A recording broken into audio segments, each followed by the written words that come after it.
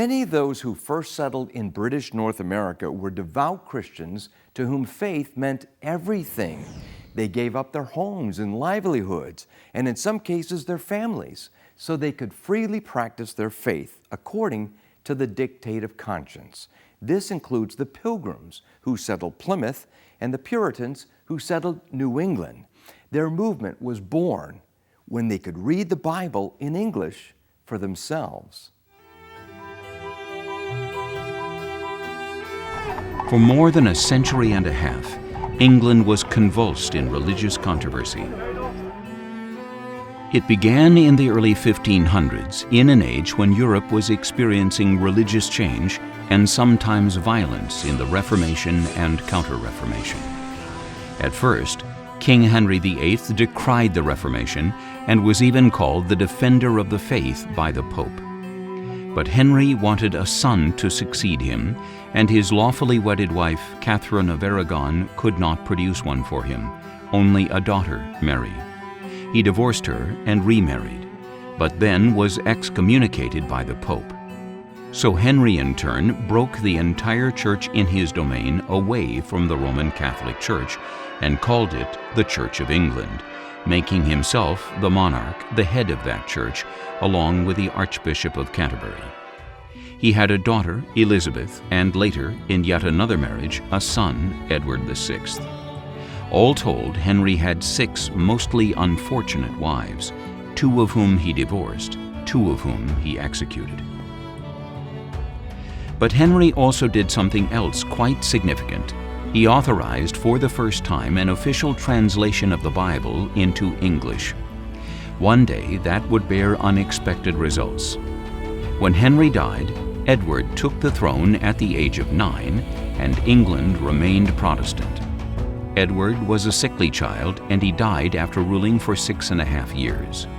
His half-sister Mary took the throne, and she was determined to return England to Roman Catholicism, even if that meant by force.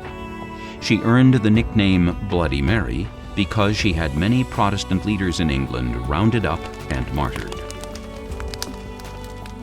But her reign was short-lived, and Elizabeth I took over and ruled for almost half a century. She decided on a middle way, that the Church of England would be Protestant in its theology and Catholic in its worship style, and ruled by bishops and the monarch. As many Englishmen discovered the Bible for the first time, they felt the need for the Church of England to reform its ways, to be more like what they found in the New Testament. The vast majority of these religious nonconformists chose to stay within the Church to work for its purity. They were derisively called Puritans. The name stuck. The Puritans were not the only dissenting Christians in the Church of England. There was also a very, very small group of religious nonconformists that thought that reform within the Church of England was hopeless.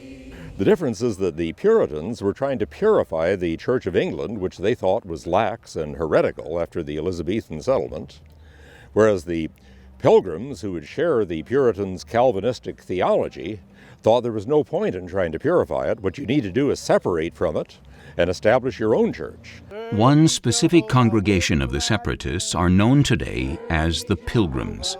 Their name implies that this world is not their ultimate home. They are only passing through. After Elizabeth, King James I ruled England from 1603 to 1625.